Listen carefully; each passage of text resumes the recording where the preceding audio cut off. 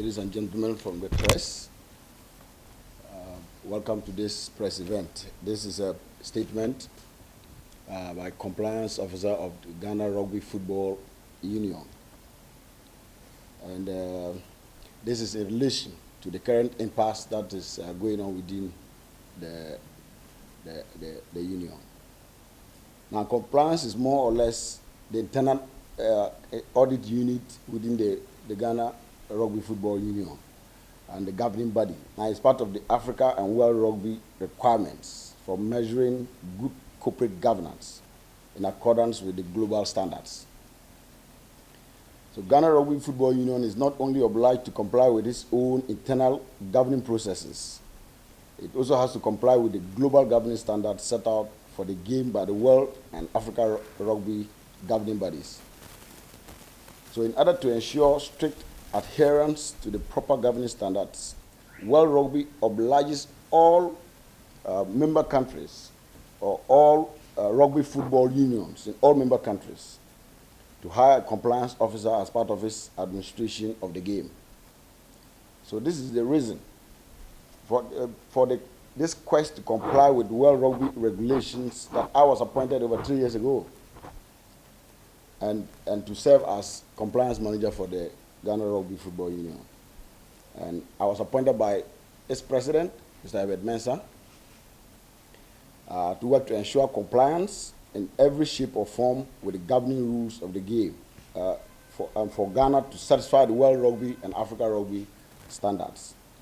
So it's part of my work to oversee, to aid that processes, whether administrative, legal, or technical, are complied with for the smooth running of the game in Ghana in accordance with the prescribed standards by World Rugby and Africa Rugby. And I report directly to the President, the CEO, and the Board Chairman of Ghana Rugby Football Union, Mr. Herbert Mensah. Now, this is just by way of introducing the portfolio of compliance manager, which many of you are unaware of. Now, the issues of governance, which is the main thrust of the impasse that you're following in this this crisis. Over the past couple of years, properly organized AGMs, I'm talking about the annual general meetings and special general meetings, have taken place within the Ghana Rugby Football Union.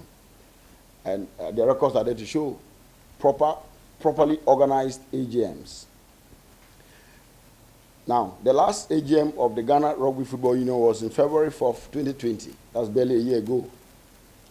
And I remember that during that last AGM, the union elected new board members to run the affairs of the GRFU for the next 5 years.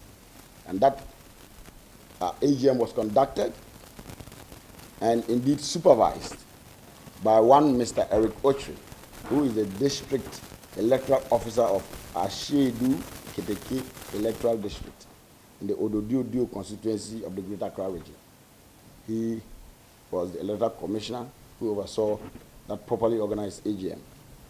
And so it's on record that the president, the CEO, and the board chairman, Herbert Mensah, wanted to buy out that last board meeting or that last AGM. But it was apparent that there were no competent and capable members of the board who were ready and willing to take over at the time. And so at the end of the day, he was requested to stay on for the good of the game.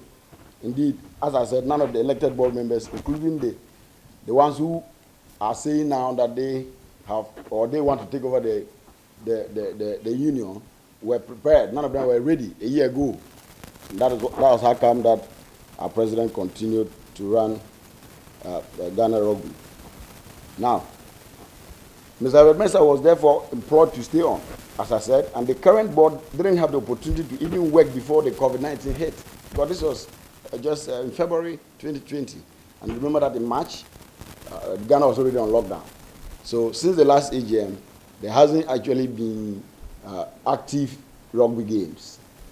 And so one will wonder how come that in the period that there hasn't been any activity, then it is that suddenly there are all kinds of agitations.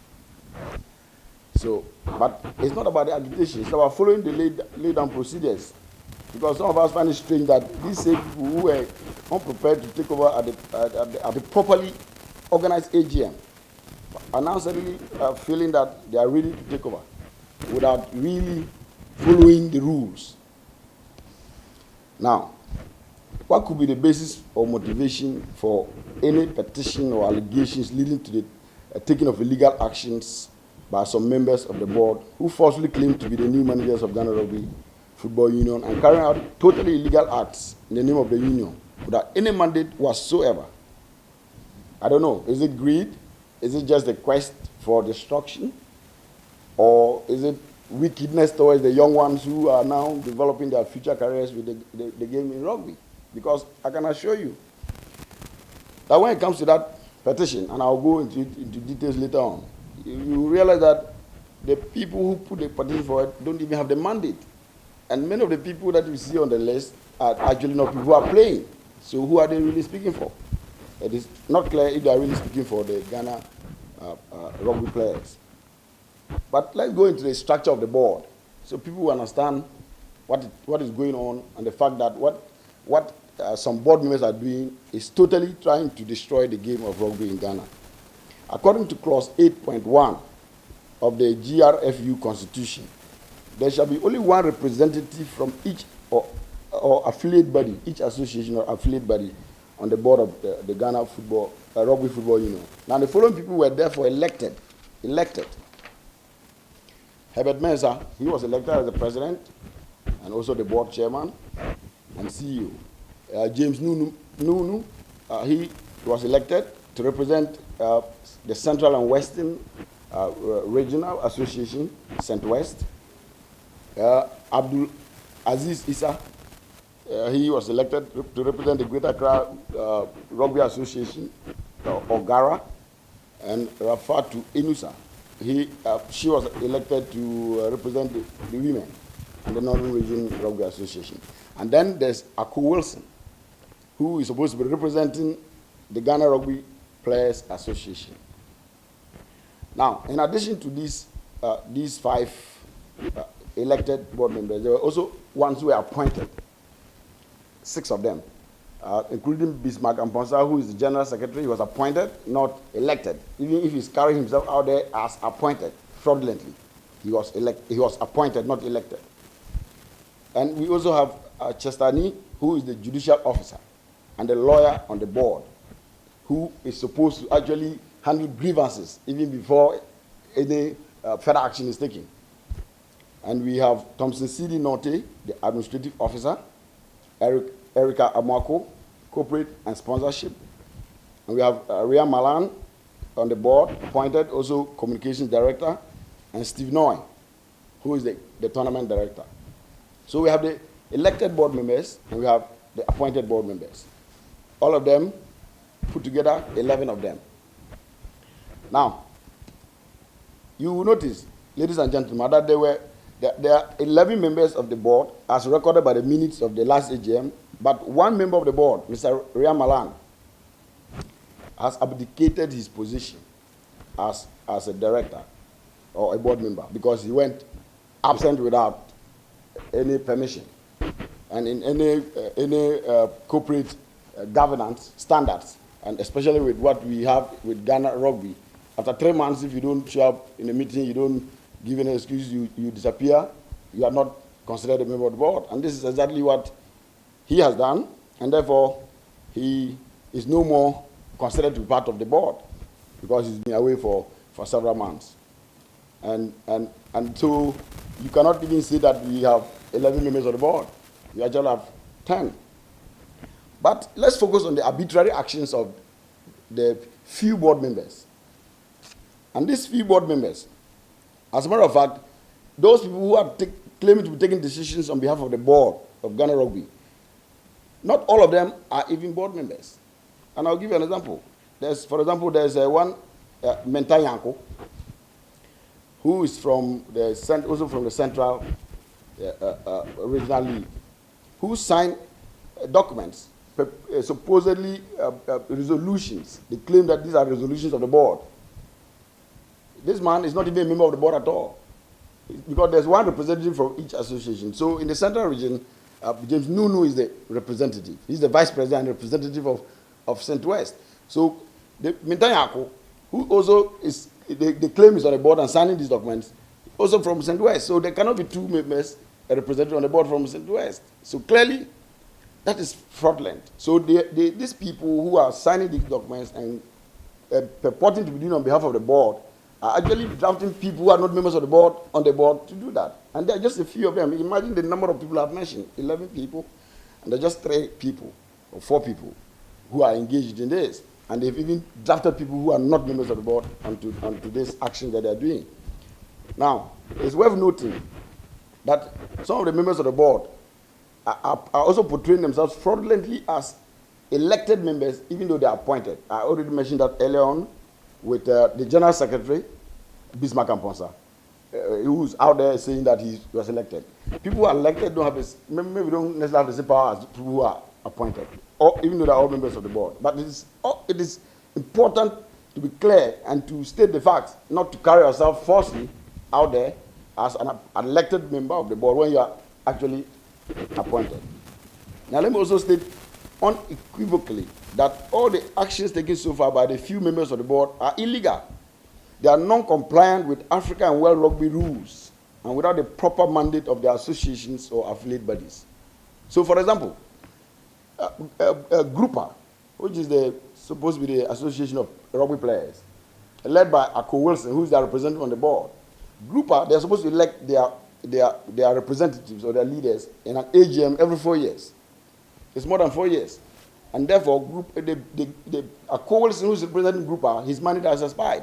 So he actually cannot represent or be invited onto the board to represent Grouper at this point. Okay? Also, one Abdulaziz Issa, who is also the president of the Greater Accra Regional Rugby Association. Gara has not held, it's more than 4 years, they're supposed to have held their AGM to elect new leaders. In fact, they even advertised the date on which they're going to do the elections. It never happened. So they've no mandate at all to represent Gara. So you can imagine that even 2 of the 4 board members who are purporting to be acting on behalf of everybody are not even qualified to be on the board at this point because they have no mandate, they have no authority whatsoever, and they cannot play the role that they claim to play. But still, they are carrying themselves out there pretending that they are representing the rugby players. Now, this group, they perpetrated some fraudulent acts in their quest to illegally take over Ghana Rugby. And you have to take note of this. This is very, very important. Very illegal acts. And I'll tell you one of the things they did. For example, they've signed, and I'll mention the names of these people who signed: Mr. James Nunu, the elected vice president of Ghana Rugby; Aziz Issa, Abdulaziz Issa, who is Gara president; and Mr. Bismarck Amponsa, general secretary; Michael Ako Wilson, who is a Grouper representative; and Menta Yanko. They co-signed a letter falsely claiming to be the GRFU board resolution. Just these 4 people. They signed a letter and they claimed that this was the resolution of the board that is made up of 11 members. These 4 people, including somebody who's not a member of the board, went to sign a letter and claimed that this was a resolution to freeze the accounts of the Ghana Rugby Football Union at Societe Generale Bank on the 27th of April 2021. And I could show you those letters. And this is despite the fact that Mr. Menta Yanko is not a member of the governing board. And yet, he went to sign this letter, claiming it was a resolution to freeze the accounts. That's not all. I already told you that Abdulaziz Issa's tenure as the Gara president has expired. Ako Wilson's tenure as Gara president has expired. So, these 3 people who co-signed that letter, they acted fraudulently because they are not even qualified to be on the board, let alone to sign a letter. So then, you can see clearly that this is not the board of the Ghana Rugby Football Union. These are 2 or 3 people who have decided that they want to destroy the game. It has nothing to do with the so-called petition that they put forward. Because even the petition itself, and I'll show you the list of petitions, and you see that majority of the players who signed that petition are either old players, retired players, or they're all from St. West. That is the central and western region controlled by James Nunu. Okay? Or they are from what do you call Rugby League, which is in competition, direct competition with Ghana Rugby Union. And we are talking about Rugby Union here. So these are all people who do not want any progress of Ghana Rugby, and they just want to do everything to pull it down. But let us also be minded about the fact that there has not been change of any leadership in Ghana Rugby. Ghana Rugby is still run by the same legitimately elected board that is chaired by Herbert Mensah. He's still the president, he's still the CEO and the board chairman. Now, what these people are trying to do, they can do it at a properly organized AGM. That is, if you say you want to change leadership.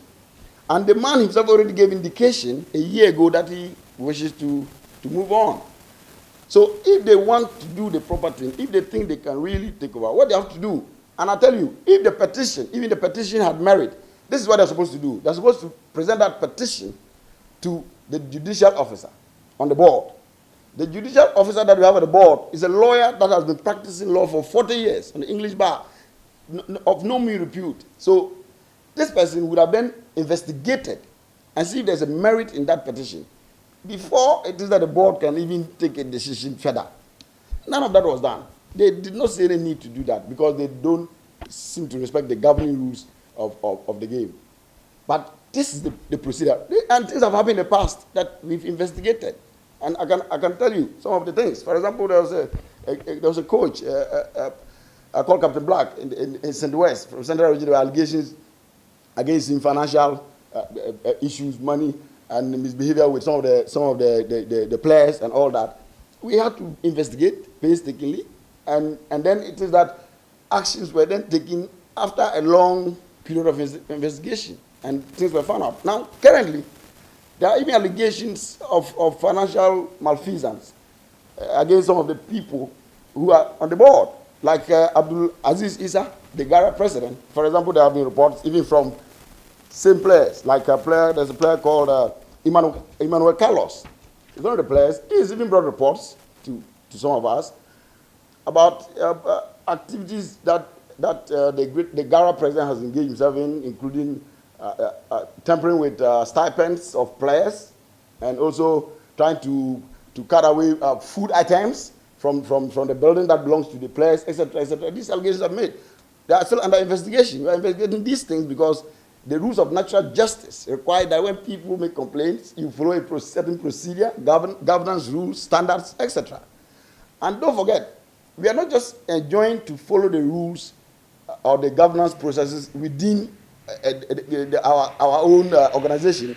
It has to also meet World Rugby, Africa Rugby compliance standards. So what they're doing does not even meet the local standard, let alone talk about Africa Rugby and world standards. So there have been precedences where we have had to invite people to come for a hearing. We have had to investigate. The judicial officer have had to follow through before decisions are taken. So how is it that if a group of players decide to make a petition against the board chairman, the elected president, that board chairman, that elected president, who is the only one who has the mandate to call for board meeting, does not even call for the board meeting. They do not even request him to call for the board meeting. And they just form a clique and illegally sit somewhere and claim that they've held a board meeting. That is illegal. Because you have to ask the board chairman, request the board chairman to call for a meeting, even if the allegations are against him personally. And he has to give a hearing, and the judicial officer has to do his work.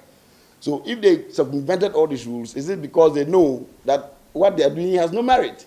Is it because they know that they actually don't have the mandate of the board? Is it because they know that they are actually perpetuating an illegality? That's why they decided not to follow the rules. But you cannot circumvent the rules when it comes to Ghana Rugby.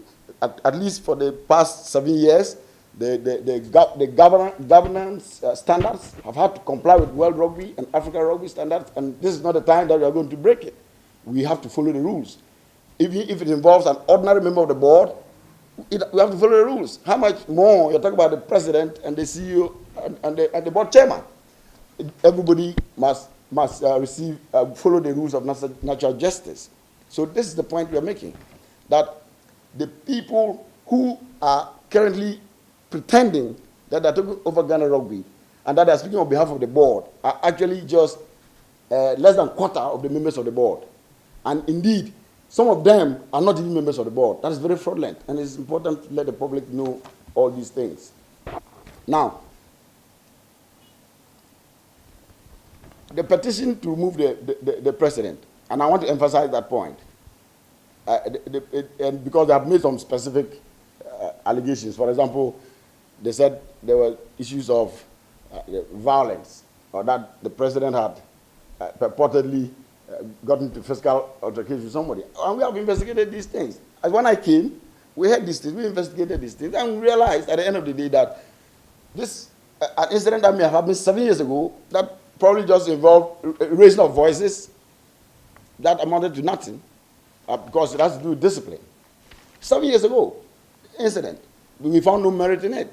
And so I'm surprised that 7 years later, that some people who are part of the board, who've been running this game for 7 years with the same man, who they said that he had done whatever 7 years ago, found nothing wrong with it, and suddenly it is that they've raised this point. I find it really very ridiculous. And I'm sure you're also going to find it equally ridiculous. How can you say or blame someone who is running this game for bringing foreign coaches to come and train our players? Because we all know that Ghana, rugby is not such a big game in Ghana, but it's big elsewhere. It's big in England, big in South Africa, big in many places. So if you want the development of Ghana rugby, you should not even oppose the idea that the man who is running the game is bringing in foreign coaches to come and train our players. Unless it is that you are not really interested in the future development of this game. You're just interested in your personal aggrandizement. Okay? And that is why some of the allegations they've made are so ridiculous. You have said that you went for a tournament in which the players were paid 23 Ghana cedis. I'm sure you heard that ridiculous argument as well. Now, that tournament they're talking about was a tournament in Kampala. And that tournament actually was managed by James Nunu and Abdul Aziz Issa, the Ghana president and the St. Louis president. They managed that game. And I've spoken to board members. I've spoken to the tournament director, etc. And they've told me under no circumstances did the board approve any such patriot sum for any player, no matter their performance, whether they lose or they win. You don't get so. And therefore, if the players receive 23 Ghana cedis after that tournament, I can assure you, and I would like you to go to those same people who are pointing the fingers now because they have the answers. Because they were in charge. Okay? So, I mean, and I can assure you that one of these people, I still have a lot of questions to answer regarding player remunerations and stipends, etc., etc. Okay? So, they are making allegations that they themselves have the answers. Because you were there, you were in charge, how come? And don't forget that was the tournament in which they went and flopped totally. The first time that they had tried to go and run a tournament that it was opposed by the rest of the board that it was not really, were not prepared, and they insisted, they went, and they got well up, 40, 50 points down. Okay? And these are the people who say they want to run the game today. But the most important thing is that the facts must be established, and people must not throw dust into anybody's eyes. And a few people on the board cannot just create a kangaroo court where the accusers make themselves the judge and the jury and not complying with our governing rules. Because at the end of the day, there's only one person who can call a board meeting in Ghana Rugby, the president. Until you have removed him, he only can call the board meeting. So from day one, there hasn't been any board meeting, and everything they're saying out there is a figment of their own imagination, with the aid of their friendly media houses, who are possibly not looking at all angles of the story, and they're just putting out what these people are saying. But obviously, this is not a kangaroo court. This is a body that is run in compliance with World Rugby, African Rugby standards. And therefore, we cannot just allow a few people to just run down this game and destroy the future of the young people. And don't forget, the same players that they are claiming that they did a petition to remove the president and the CEO, the national team, the national rugby team, you may have heard them, they've taken a clear position. They said, look, we don't know about any new leadership in this union. Our leader is the same person, the president, the CEO, the secretariat is the same place. They are in the same facilities where they're camping and training. They have no idea what these people are talking about, and they are not interested in the movement that they are trying to create, because it's destructive and it is not in their interest. So if the national team of rugby has taken this position, that should tell you clearly that the players that they claim are making the petition are not the players who are making the petition. They are either retired players, old players, disgruntled players, indisciplined players, or players who simply don't exist. In fact, on the list of those who signed the petition, there are people there are some coaches on it. There are some coaches. I'll let you see. There are some coaches, and there are some people who are also just, they don't even have any portfolio, and their names are on it. I'll show you this list when we are done. Okay? So, please, don't let anybody deceive you that there's any change of leadership and that somebody is fighting for their position. At least so far, I have not heard the president of Ghana Rugby speak on these matters, because I guess that he's focused on building this game. And there's a tournament coming up in a few months, and what they're doing actually has the potential to derail the opportunity of Ghana participating in this game. Because at the end of the day, what they are doing is against, or is not in compliance with the standards. And once you go against the compliance rules, you are going to be kicked out. And so it is. I'm happy that the president, for example, is not speaking. He has to focus on the job. But it is also important for us to expose the wrongdoings that are going on, and to let people know that there are always two sides to the story. And it's important that when you hear one side of the story, you should question the other side before you just go out and just be speaking. Because, in fact, I will say this: how is it that a bank like Societe Generale, that you have a bank account that belongs to the Ghana Rugby Football Union, the sole signatory on that account, the main signatory is the chairman and the CEO of the board, right? And then you get a petition that is purported to be coming from the board. The chairman's signature is not there. His name is not there. There are even people who are not members of the board whose signature is there. And the bank then accepts this letter and immediately freezes the account of Ghana Rugby. So what does that mean?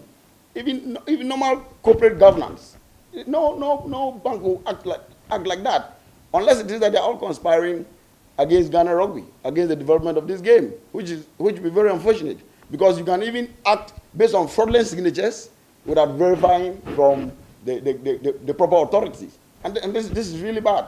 So it's not just the media, even the bank, even all these other affiliates, just acting arbitrarily and not following the governing rules. And it's very bad.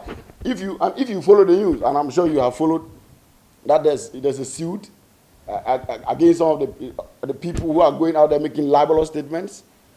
This suit is a suit by the other members of the board. The other members of the board, the 5 other members of the board who are not part of this arbitrary decisions they're making, and they are suing them for acting illegally, using their name illegally, doing fraudulent activities in their name, and also libeling them in the media, saying all kinds of defamatory stories.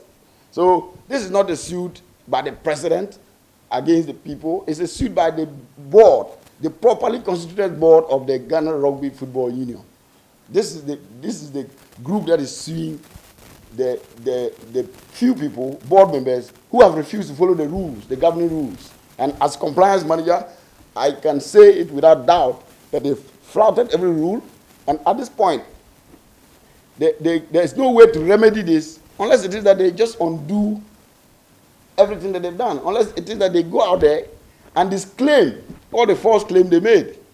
Unless they go out there and admit that indeed they have no locus or no mandate or no authority to do what they did. And if you like, you guys are media people. If you like, you can follow the training sessions of the players and ask and find out if, when it is that they are training, whether these people who claim to be now new managers of Ghana Rugby, whether it is that they can even interact with the players. The players are not even interested in interacting with these people because they know that these people are flouting the rules. So as for the allegations of financial malfeasance, and I'll tell you, there are a lot of them, which we are investigating. And as compliance manager, I'm very particular about these investigations. I cannot give so much details, but I can tell you that there have been issues involving some members on the board, and that some of these issues concern illegal transfers of money, you know, and mismanagement of players' stipend, as I already told you, and some records are being compiled to make this clearer. So at the right time, some of these things can be made much clearer. But there are all these issues. But even then, with ordinary members of the board, when there are these issues, we do painstaking investigations. We don't use kangaroo court. We comply with the governance standards. And therefore, all I'm asking as the compliance manager is that if you want the right thing to be done, you have to follow the same rules that we've been following for 7 years. You have to give anybody you accuse the same right of natural justice. You cannot just go out there and just go and be running riot just because you feel disgruntled. So this is what they should have done from the beginning. If they want to do to bring changes, they must call for an AGM. They must request the president to call for an AGM or even a special general meeting and put the issues before the whole board legitimately. Now that they've gone to do all these illegal things, gone to freeze bank account illegally, gone to claim and portray themselves falsely out there, they cannot now tomorrow wake up and go and call an AGM or a special meeting and say they are going to make any changes, unless they undo, because they've already gone beyond that point where it is that they can follow the rules and have the right thing done. Unless they must undo everything that they've done out there, all the harm, all the lies, all the defamation, the disrepute they brought Ghana Rugby Union into. They have to undo all that. Otherwise, there's no way that Africa Rugby and World Rugby will allow us to make any progress, unless it is that maybe you, the media, will also have to go to these people and put it to them. You should not even give them that oxygen to continue to spew the same lies that they are spewing out there without the other side of the story. That is very, very important for us. So, as I said, and as the lawyers say, if you are coming to equity, you have to come with clean hands. These people who are making the allegations themselves, I'm not really sure at this point if they have clean hands, considering all what I've told you about all the fraudulent activities, signing, legal people on the board, not following the rules. I mean, I really don't think that they have any clean hands, and I really don't think that they are following the right path. And so, this is the picture that I will paint to you as the compliance manager of Ghana Rugby. If you have further questions, I will answer them. But my main concern is that the governance standards is all about governance. And Ghana has a reputation at the level of World Rugby and Africa Rugby for the past 7 years for that excellent governance standard. And that is about to be derailed. And we must do everything we can to rescue that image that we have built over the years. Thank you very much.